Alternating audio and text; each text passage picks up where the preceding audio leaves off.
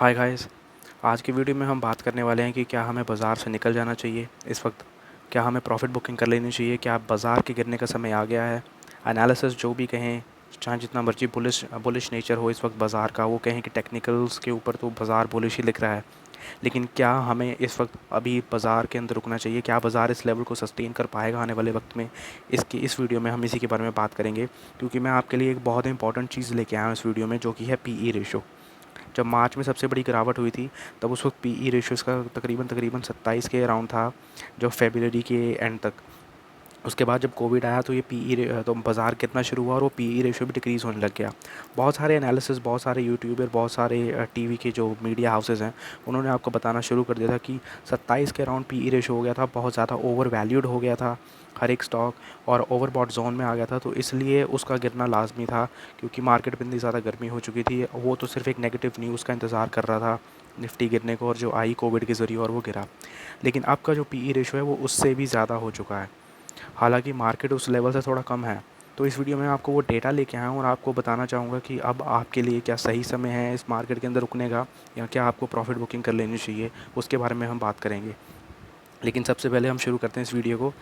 Starting में मैं आपको बता दूं कि जब ये बाज़ार शुरू हुआ था, मतलब 1 जनवरी का डेटा लेके आया हूँ मैं, 1 जनवरी को, जो साल की स्टार्टिंग में, उस वक्त बाज़ार की जो 11,600 11,647 पॉइंट्स के ऊपर था ये 1 जनवरी को, जैसे कि हम यहाँ पे देख सकते हैं।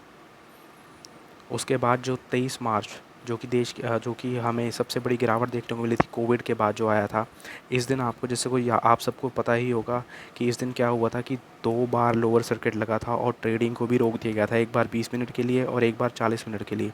ट्रेडिंग को स्टॉप कर दिया गया था, 2 बार लोअर सर्किट लगा था लगातार, और ट्रेडिंग को भी स्टॉप कर दिया गया था। और उस वक्त देश सबसे बड़ी गिरावट की दी जाती थी जो 7500 के अराउंड थी। इसमें 7600 की दिखा रहा है, लेकिन वो 7500 के अराउंड थी।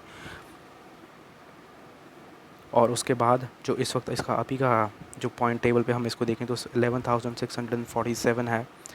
उस वक्त जो हम देख, ये अभी का प्राइस है, हम सॉरी, स्टार्टिंग में मैंने शायद आपको गलत बता दिया।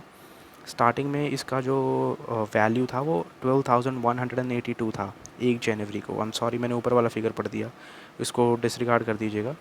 1 जनवरी को इसका 12,182 जो था वो पॉइंट टेबल पे इसका ये स्टैंड था, और अब इसका है 11,647, जो कि देखा जाए तो सिर्फ 300 पॉइंट का ही फ़र्क है, 300-400 पॉइंट का ही फ़र्क है। लेकिन जो पीई रेशो है ये उस वक्त से भी ज़्यादा आ चुका है। वो मैं डेटा आपके लिए लेके आया हूँ निफ्टी की वेबसाइट से। ये देखिए, ये डेटा है, इसमें एक साइड पे डेट बताई गई है यहाँ पे, और इस साइड पे पीई रेशो बताया गया है।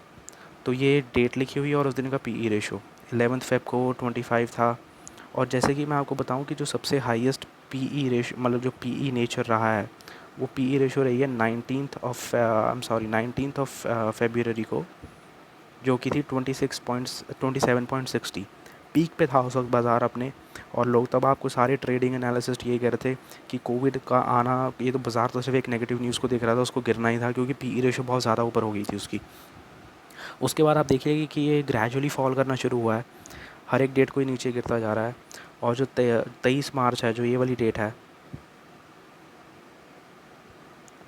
मैं आपको दिखाता हूँ यहाँ पे, जो 23 मार्च को है, ये पीई रेशो 17.15 का था, जो कि सबसे बड़ी गिरावट हमें देखने को मिलती है, उस वक्त का डेटा है ये। उसके बाद मार्केट ने रिकवर किया, एक रीबाउंड हमें देखने को मिला, और देखिए कि कैसे ये पीई रेशो फिर लगातार बढ़ना शुरू हुआ, बढ़ता जा रहा है, बढ़ता जा रहा है। मई में लॉकडाउन के बाद भी, क्योंकि मार्केट ने रीबाउंड तो करना था, गिरने के बाद उसने उठना भी था, रात के बाद सुबह भी आएगी, तो अगर वो गिरा है तो उसने उठना भी था। तो ये रीबाउंड करना शुरू हो गया था अपने आप को।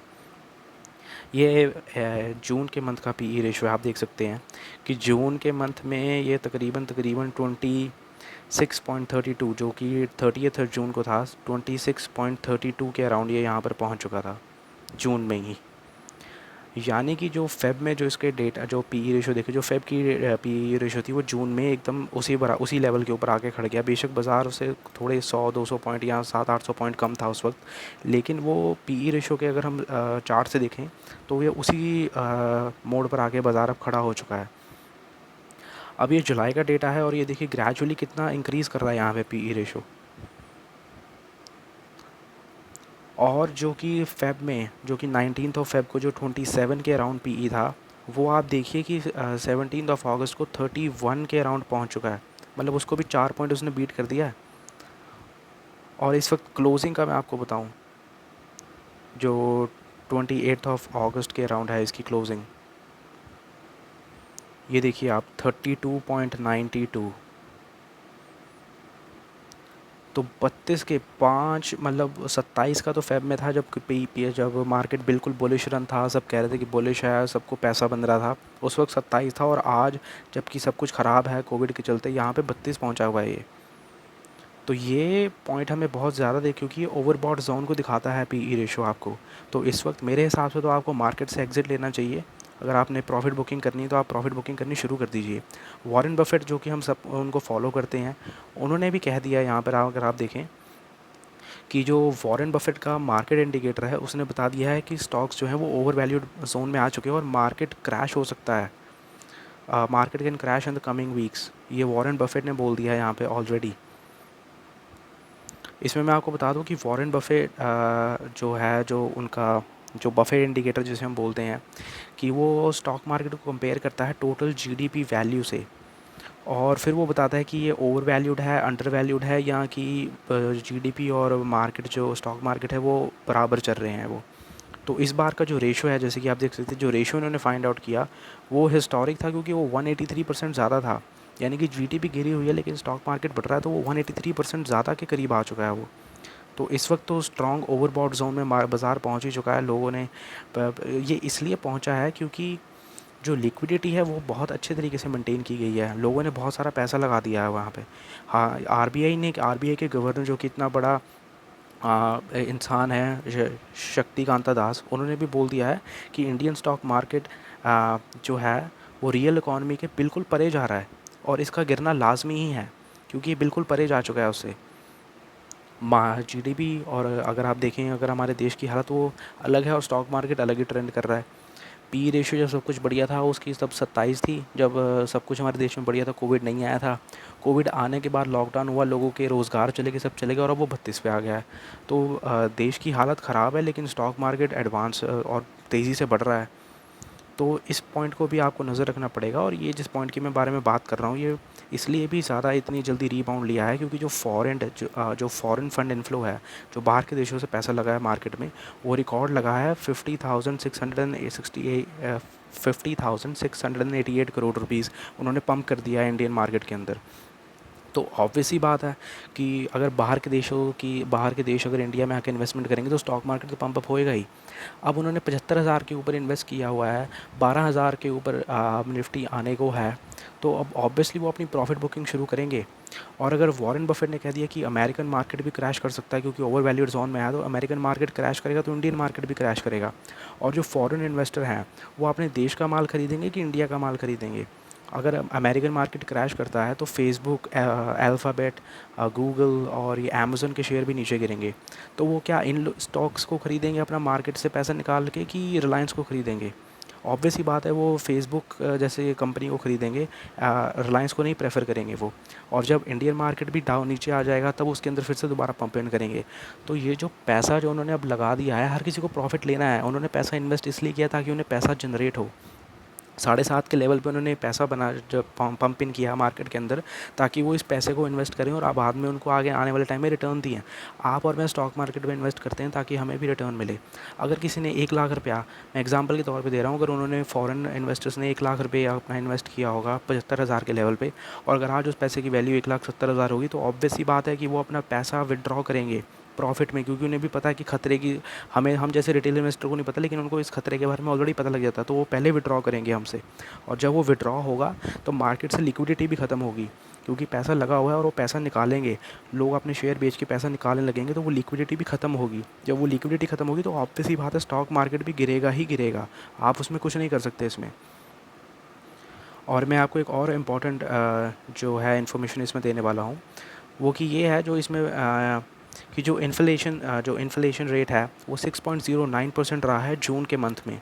आरबीआई ने एक अपना कैप बनाया हुआ कि 2 से 6% के बीच में ही रखना है, लेकिन वो 6.09% हो गया। इन्फ्लेशन, महंगाई बढ़ रही है और देश की हालत देख लीजिए आप क्या है। तो ये इन्फॉर्मेशन बहुत ज़्यादा ज़रूरी है आपके लिए कि अगर आपने स्टॉक मार्केट में भी इन्वेस्ट किया हुआ है तो एक अच्छा खासा प्रॉफिट मिल रहा होगा आपको अपने इन्वेस्टमेंट पे, उसको लेके निकल जाइए। और मैं आपको गारंटी देता हूँ कि अभी सितंबर के मंथ में ही आप इसको देखना शुरू कर दोगे, क्योंकि जो फॉरेन इन्वेस्टर्स हैं वो अपना पैसा मार्केट से निकालना शुरू कर देंगे। जो उन्होंने इन्वेस्टमेंट की है, मार्केट ऑलरेडी ओवरबॉट जोन में जा चुका है, अपने इन्वेस्टमेंट को निकालेंगे, मार्केट फॉल करेगा ही करेगा। सितंबर में ही आप देखना शुरू हो सके कि प्रॉफिट बुकिंग होगी, और ये प्रॉफिट बुकिंग आप देखोगे एंड ऑफ सितंबर और अर्ली अक्टूबर में मार्केट क्रैश करेगा, और तब आपको लॉस ना हो। इसलिए मैं आपको अभी इंडिकेटर दे रहा हूँ कि फॉरेन इन्वेस्टर जो इससे पहले फॉरेन इन्वेस्टर अपना पैसा मार्केट से निकालें, उससे पहले आप ही निकाल लीजिए, ताकि आपका पैसा और आपका जो रिटर्न है वो सेफ हो जाए, आपको लॉस ना हो। ज़्यादा लालच में यहाँ पे मत जाइएगा, क्योंकि बहुत लॉस भी हो सकता है आप लोगों को इसमें, इसलिए मैं आपको कह रहा हूँ। और एक और बात मैं आपको बता दूँ कि आरबीआई ने एक ये भी पॉइंट बोल दिया है यहाँ पर कि जो फर्स्ट हाफ और जो ये फाइनेंशियल ईयर का है, इसमें जीडीपी नीचे रह सकती है। ये इस पॉइंट में ये लिखा हुआ है, आप इस स्क्रीनशॉट को पढ़ सकते हैं आराम से, कि जीडीपी जो है फर्स्ट ईयर फाइनेंशियल ईयर के फर्स्ट हाफ में रहेगी कम ही, सेकंड हाफ में वो बढ़ सकती है। लेकिन इकॉनमी जो है वो नेगेटिव टेरिटरी में ही फॉल करेगी पूरे अगर साल को, अगर आप पूरे ओवरव्यू के साथ देखेंगे। इस पॉइंट पे उन्होंने ये भी लिख दिया है यहाँ पे। तो जब आरबीआई के गवर्नर आपको कह रहे हैं इतनी हालत ख़राब है, तो आपको भी कुछ समझना चाहिए और इस वक्त अपने इन्वेस्टमेंट को बचाना चाहिए। एक और न्यूज़ अब मार्केट में फ़्लो हो रही थी, वो है फ्यूचर ग्रुप की डील के बारे में। ये दैनिक भास्कर की खबर है 5 घंटे की पहले की। ये मैं आपको क्लैरिफिकेशन देना चाहता हूँ। 5 घंटे पहले इन्होंने बोला था कि 7 सितंबर को इस बोर्ड का मीटिंग होने वाली है और उस वक्त रिलायंस इसको खरीदेगा। इसी दिन अधिग्रहण पर होगा फैसला 30,000 करोड़ के ऊपर। तो ये जो खबर अगर आप इस खबर को देख रहे हैं ऑनलाइन, अगर आप दैनिक भास्कर को पढ़ रहे हैं या कुछ पढ़ रहे हैं, तो प्लीज़ इस खबर को आप थोड़ा डिसरिगार्ड कर दीजिए, क्योंकि अभी के अभी एक इसमें खबर और आ चुकी है। और वो खबर ये आई है कि रिलायंस ने ऑलरेडी इसको ख़रीद लिया है। 24,713 करोड़ में रिलायंस ने फ्यूचर ग्रुप को ऑलरेडी ख़रीद लिया है। इसको अब वो एक्वायर करेगा, और ये न्यूज़ ऑफिशियल है, सीएनबीसी के उस पर आई है। टेलीग्राम चैनल पे मैंने ये इन्फॉर्मेशन डाल दी है, और टेलीग्राम चैनल से आप ज़रूर जुड़िए, क्योंकि इस चैनल के ऊपर आप देखोगे कि मैं आपको इन्फॉर्मेशन शेयर करता रहता हूँ। 25 अगस्त को करीब मैंने आपको यहाँ पे बता दिया था, जिस वक्त ये ऑप्शन मैं आपको दिखा देता हूँ यहाँ पर। 25 अगस्त को मैंने आपको सुबह 4:30 बजे के करीब बता दिया था कि आज आप फ्यूचर रिटेल के प्राइस में हाइक देखोगे। उस वक्त इसका रेट था 115 रुपये के करीब। तो अगर आप फ्यूचर रिटेल को ख़रीदते तो आज उसका प्राइस 130-100 कुछ चल रहा है, और अब वो बढ़ेगा ही बढ़ेगा। तो 25 अगस्त को मैंने आपको बता दिया था कि आप स्पाइक देखोगे, इसको ख़रीद लीजिए। और मैंने उसी वक्त आपको ये भी बता दिया था कि येस बैंक में आपको टिप देखने को मिल सकता है जब मार्केट ओपन हुआ होगा। और आपने देखा भी होगा 25 अगस्त के बाद वो 14, 14.5, 14 के लेवल पे भी आया है वो। और सबसे बड़ी बात, मैं इसमें आपको इंट्राडे कॉल्स भी देता रहता हूँ यहाँ पे। BASF इंडिया की मैंने आपको कॉल दी थी, मैंने आपको बोला था कि इसको मार्केट प्राइस से बाय करना, और ये है 24 अगस्त को 12:30 बजे रात को मैंने आपको बता दिया था। और मैं आपको बता दूं, जब मार्केट खुला इसका रेट था 1633 रुपये। जब मार्केट खुला 9 से 9:15, अगर आपने इसका एम ऑर्डर लगाया होता तो आपको इतने रेट पे मिल जाता। टारगेट मैंने आपको दिया था सेल करने का 1753.23 पैसा। ये टारगेट जो है, ये बहुत एनालिसिस लगती है इसके पीछे इस टारगेट को बनाने में, इसलिए मैं पूरी इन्फॉर्मेशन आपको, टारगेट जो मैं आपके साथ शेयर करता हूँ वो बिल्कुल सटीक टारगेट होता है।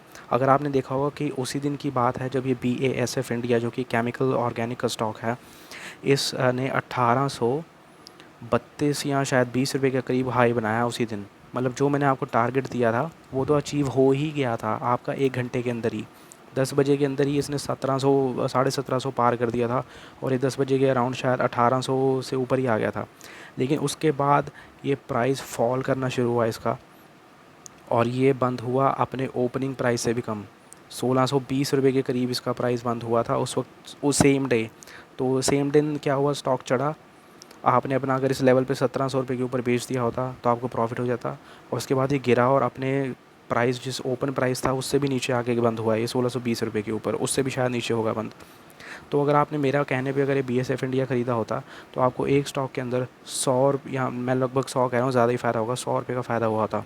और अगर आपने इसके 10 स्टॉक भी खरीदे होते, 16,000 का इंट्राडे में अगर आपने किया होता तो आपको 1,000 रुपये बच जाते। इसमें मैं आपको रोज़ इंट्राडे कॉल्स नहीं देता हूँ, क्योंकि पूरी इन्फॉर्मेशन के साथ, पूरी एनालिसिस के साथ ये इन्फॉर्मेशन मैं शेयर करता हूँ। तो रोज़ रोज़ ये आप एक्सपेक्ट मत कीजिएगा।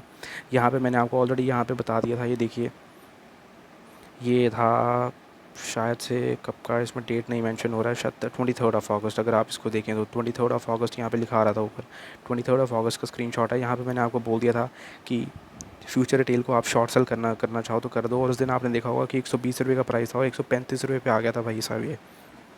उस वक्त भी आपको प्रॉफिट देखने को मिला होगा। तो इस चैनल पे मैं रोज़ रोज़ ही इंट्राडे कॉल शेयर नहीं करता हूँ। मैसेजेस भी इतना ऐसा नहीं है कि रोज़ इन्फॉर्मेशन दी जाएगी। पूरा प्रोफेशनली तरीके से ये चैनल मैनेज होता है और पूरी इन्फॉर्मेशन आपको दी जाती है। कोई आलतू फालतू का सामान इसमें मैं नहीं भेजता, ना ही आपको कोई इन्फॉर्मेशन आएगी। बिल्कुल मार्केट रिलेटेड और ट्रेडिंग रिलेटेड ही इन्फॉर्मेशन इस चैनल पर शेयर की जाएगी। तो बहुत ज़रूरी है कि आप इस चैनल को सब्सक्राइब करें।